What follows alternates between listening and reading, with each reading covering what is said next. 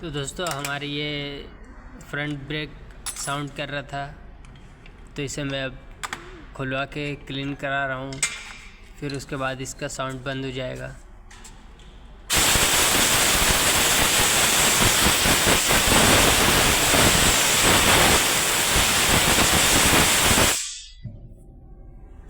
Sir इस पर तो मार दीजिए। सब मार रहे हैं। हाँ हाँ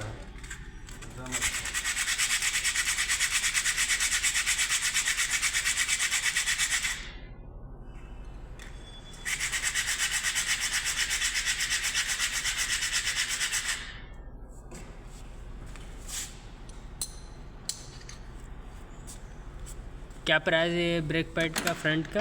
2777। हाँ 2700 रुपया। KTM में भी ये लगता है, उसका भी 2700 रुपया दाम है। पीछे का तो खैर ये तो सेरामिक है, पीछे का नॉर्मल है, उसका तो शायद 450 रुपया दाम है।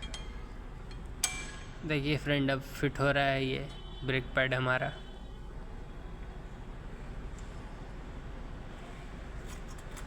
और ये हमारे टेक्नीशियन साहब, क्या नाम है भैया आपका? बोले भाई वीडियो मत बना, तुमने सुन रहा यार। अच्छा चलिए ना, लास्ट वीडियो मत बना ये वीडियो। तो दोस्तों ये कंप्लीट हो गया, मिलते हैं नेक्स्ट वीडियो में।